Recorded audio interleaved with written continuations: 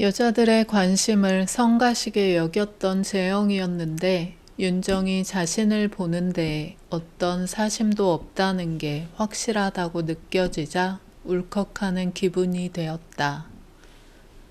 예지는 기분이 아주 이상했다. 그저 늘 보던 흰 가운을 입은 의사가 눈앞을 왔다 갔다 할 뿐인데 묘하게 비현실적인 기분이 드는 건 대체 왜일까? 마침내 얼결 동물병원에는 한꺼번에 2명의 수의사가 충원되었다. 새로운 동료를 찾는데 그렇게 까다로운 조건을 내세우며 대단한 포부를 드러내던 재영이었는데 그런 포부에 비해 너무 빠른 충원 결정이라 병원 스태프들은 모두 의아하게 여겼다. 새로운 수의사는 종원과 가영이었다.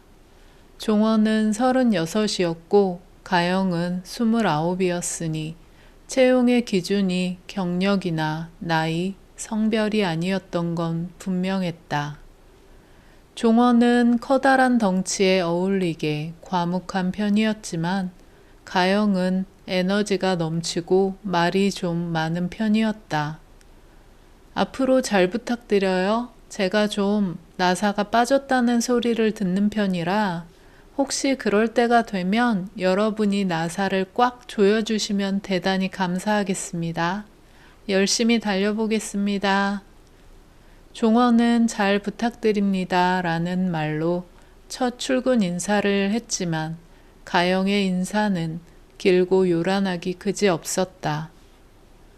가영은 스태프들에게 가까이 다가가 손이나 팔을 붙잡고 이름을 물으며 한동안 이런저런 소소한 얘기를 나누기까지 했다. 예지는 빈 수레가 요란하다는 말을 믿는 편이라 시끄럽고 말 많은 사람을 그리 신뢰하지는 않았지만 안경 너머로 보이는 가영의 눈에서 그녀는 가영이 얼마나 천진한 사람인지를 읽어낼 수 있었다. 앞으로 한동안은 지켜보겠지만 예진을 비롯한 스태프들 모두 가영과는 잘 지낼 수 있을 것 같다는 예감을 갖게 되었다. 병원은 애초에 서너 명의 의사들이 일할 수 있도록 계획적으로 인테리어를 했던 터라 2명이 충원되었다고 해서 혼란이 일어나지는 않았다. 규모의 차이는 있었지만 종원과 가영 모두 각각의 진료실을 갖게 되었고 업무와 환경에 빠르게 적응했다. 다만 예진에게는 종원과의 첫 만남이 남긴 민망함이 불쑥불쑥 치고 올라와서 종원을 대하기가 껄끄럽게 느껴진다는 문제가 있었다. 아, 진짜 볼 때마다 너무 쪽팔려서 미칠 것 같다. 종원은 면접을 봤던 날에 예진을 다시 봤을 때는 당황한 기색을 숨기지 못했지만 이후에는 다른 감정을 전혀 드러내지 않았다. 예진과 다른 스태프들을 똑같이 대했고 농담으로라도 그때의 일을 꺼내는 일은 없었다. 예진은 종원에 대해서 잘 모르지만 그가 앞으로도 그런 태도를 유지할 거라는 걸 믿을 수 있었다. 함께 시간을 보내다 보면 지금 예진을 괴롭히는 소위 쪽팔림도 점차 무뎌지겠지만 예진이 종원의 일거수일투족에 신경을 곤두세우지 않는 건 아직 힘들었다.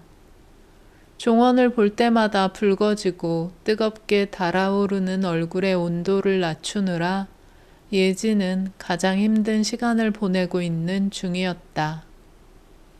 쌤, 뭐 하세요? 바쁜 오전 진료를 보다가도 짬짬이 진료실 밖으로 나와 거리를 향해 멍한 눈길로 던지는 재영에게 희진이 말을 걸었다.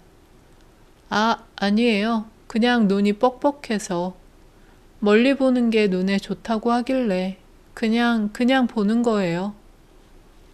출근 시간이 끝난 오전 거리는 한가해서 볼 게 없었으니 희진은 재영의 말을 곧이곧대로 들었다. 하지만 재영이 예진까지 속일 수는 없었다. 예진은 재영이 아무것도 하지 않으면서 그저 서 있기만 할 수 있다는 사실 자체를 믿지 못했다. 재영은 굉장히 실용적이면서 스스로의 일에 몰입하는 능력이 좋은 사람이었다. 단지 눈이 뻑뻑하다는 이유로 자신의 일터에서 아무것도 하지 않는 시간을 보낸다는 것만큼 재영에게 어울리지 않는 일은 없었다. 재영 자신도 아직 이해하거나 받아들이지 못했지만 예진은 재영이 여자에게 푹 빠졌다는 것을 아주 금세 알아차렸다. 여자한테 반할 줄도 아는 양반이었네? 재영이 윤정을 기다리고 있었고 자신이 윤정을 기다리고 있다는 걸 스스로도 납득하지 못하는 중이라는 것을 예진만큼은 훤하게 꿰뚫고 있었던 것이다. 재영은 언제쯤 자기 감정을 깨닫고 인정하게 될까? 매일 비슷한 시간은 아닐지라도 윤정은 매일 병원을 찾아왔다. 오전, 오후나 병원이 문을 닫을 즈음은 저녁 시간에 찾을 때도 있었고 스태프 한 명만 자리를 지키는 점심시간에 찾아올 때도 있었다. 재영은 며칠 사이 굳이 점심시간에도 병원을 지켜가며 윤정의 방문을 기다렸다. 재영은 하루하루가 더해질 때마다 윤정의 눈에 점점 더 따스한 빛이 물들고 있다는 걸 눈치채고 있었다. 재영은 그게 그저 자신의 황당한 착각에 불과한 거라며 일축하는 경향이 있었지만 윤정의 눈빛은 실제로 변하고 있었다. 아이가 둘인 엄마였지만 윤정은 외로웠다. 눈코 뜰 새 없이 바쁘게 일을 하다가 어둡고 텅 빈 집에 들어가 지친 몸을 내려놓을 때가 되면 윤정의 가슴에서는 찬바람이 불었고 끝을 모르는 공허함에 몸이 떨렸다. 남편의 빚을 다 갚고 일을 줄여서 아이들을 데리고 살겠다는 의지가 너무 강했지만 사람의 온기가 전혀 느껴지지 않는 집의 무거운 기운은 윤정을 납작하게 눌렀다. 핑이는 그래서 윤정의 마음 한 조각부터 조금씩 데워주는 존재였다. 그리고 재영조차도 모르는 사실이었지만 아직 사랑까지는 아닐지 몰라도 윤정 역시 재영에게 그런 존재가 되었다. 희진은 재영에게 관심을 거두고 모니터에 집중하고 있었고 예진이 막 도착한 예약 환자를 재영의 진료실로 안내하려던 순간에 불현듯 재영이 허리를 곤두세웠다. 병원의 자동문이 나직한 소리와 함께 열렸고 문 사이로 들어선 윤정이 문 바로 앞에 서 있던 재영을 보고는 살짝 고개 숙여 인사했다. 선생님, 안녕하세요? 네, 어서 오십시오. 예진은 잔뜩 긴장해서 90도로 허리를 굽혀 과장되게 인사하는 재영 때문에 터질 뻔한 웃음을 간신히 참았다. 진짜 저 양반 왜 저래? 윤정은 살짝 눈웃음을 짓고는 지난 며칠간 그랬던 것처럼 바로 핑이가 있는 쪽으로 향했다. 재영은 윤정을 따라갈 듯 몸을 틀었지만 선생님 하고 부르는 예진의 목소리에 움찔하며 돌아보았다. 예진이 다급한 눈짓으로 예약 환자와 진료실 쪽을 분주하게 가리켰다. 재영은 어깨를 쭉 늘어뜨리고는 진료실 앞으로 가서 문을 열어 들어가 서서 예약 환자가 들어올 수 있도록 비켜섰다. 윤정은 보통 20분 정도를 머물다가 갔다. 핑이를 살피고 핑이의 상태에 대해 묻고는 또다시 핑이를 보다가 마지못해 자리를 떠났는데 오늘은 핑이가 좀 더 잘 노는 것 같아서 윤정의 표정도 덩달아 환해졌다. 진료실로 들어간 예진과 종훈 대신 희진이 윤정의 질문에 답해주고 있었는데 윤정은 희진에게 핑이가 이제 건강해진 것 같지 않느냐고 물었다. 희진이 잘 알지는 못했지만 핑이는 확실히 건강해 보였다. 새끼 고양이라 여전히 잠은 많이 잤지만 먹는 양도 늘었고 움직임도 부쩍 활발해진 상태였으니 누가 보아도 건강한 고양이라 할 만했다. 그럼 선생님, 이제 제가 핑이 데려가도 되지 않나요? 희진은 미간에 주름을 잡고 말을 골랐다. 어쨌든 핑이도 환자였으니 의사의 판단이 꼭 필요했다. 그건 선생님이 판단해 주셔야 할 일인 것 같아요. 제 눈에는 이제 건강해 보이기는 하는데 제가 잘은 모르지만 상태를 겉으로만 보고 결정하기 어려울 수도 있거든요. 희진이 계면적인 미소를 지을 때 덜컥하고 문 열리는 소리가 나고 종원과 종훈이 진료실 밖으로 나왔다. 종원이 진료를 마친 환자를 꼭 끌어안고 있는 보호자와 얘기를 나누는 사이 희진은 종원의 곁으로 다가갔다. 그리고 그들이 대화를 끝내기를 기다렸다가 보호자를 리셉션 데스크로 안내하면서 종원에게 소리를 낮춰서 말했다. 이쌤, 저기 보호자분 좀 도와주실래요? 종원은 병원의 깊숙한 곳 가장 안쪽에 서 있는 윤정을 보고는 큰 걸음으로 움직였다. 아, 선생님, 제가 오늘 얘를 데려갈 수 있을까 하고요. 윤정은 종원과 얘기를 해본 적은 없었지만 며칠 사이 얼굴을 본 기억이 있는 사람이라 정체를 궁금해하지 않고 바로 질문을 던졌다. 아, 잠시만요. 좀 볼게요. 종원이 케이지 안으로 조심스럽게 손을 넣어 핑이를 손가락으로 조심스럽게 쓰다듬으면서 호감을 산 후 다른 손으로 청진기를 넣어 핑이의 작은 가슴에 갖다 댔다.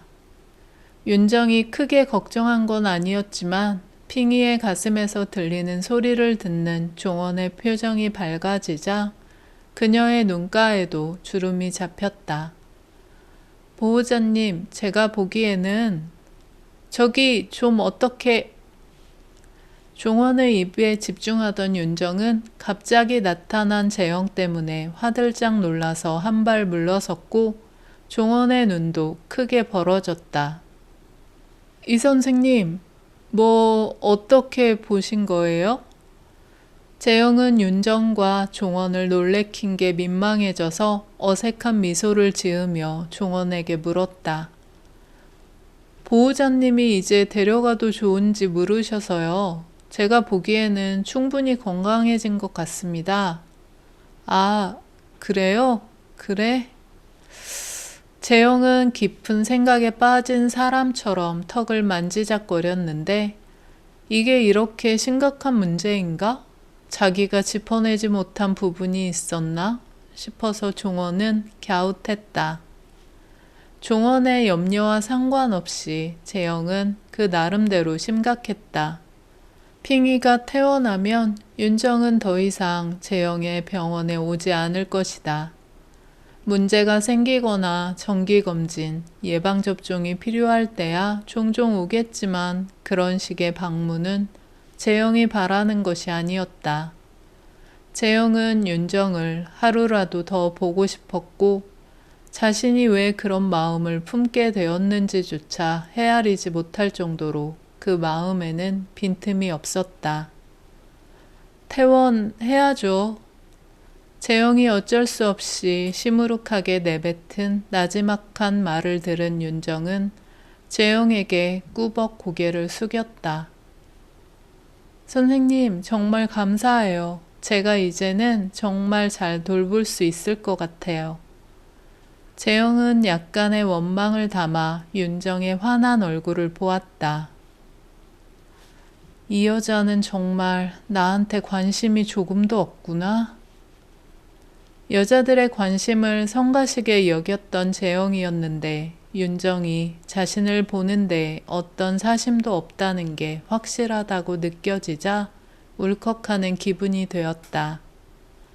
재영 자신이 윤정을 조금이라도 원망하는 마음을 갖는 것 자체가 분명 불합리한 일이라는 걸 누구보다 잘 알고 있다 해도 지금의 기분을 바꾸는 건 쉽지가 않았다. 퇴원하실 수 있게 이동장이랑 전용 분유랑 챙겨드릴게요. 아, 이 선생님? 이제 선생님은 가보셔도 됩니다. 바쁘실 텐데 볼일 보세요. 재영은 몸을 돌려 희진이 있는 데스크로 향하면서 주절거리는 어조로 말했다. 윤정은 재영의 태도가 너무 순식간에 변하는 바람에 또 한 번 정말 이상한 사람이라는 생각을 하지 않을 수가 없었다. 편하게 들어주셔서 정말 감사합니다. 구독, 좋아요는 저에게 큰 응원이 됩니다.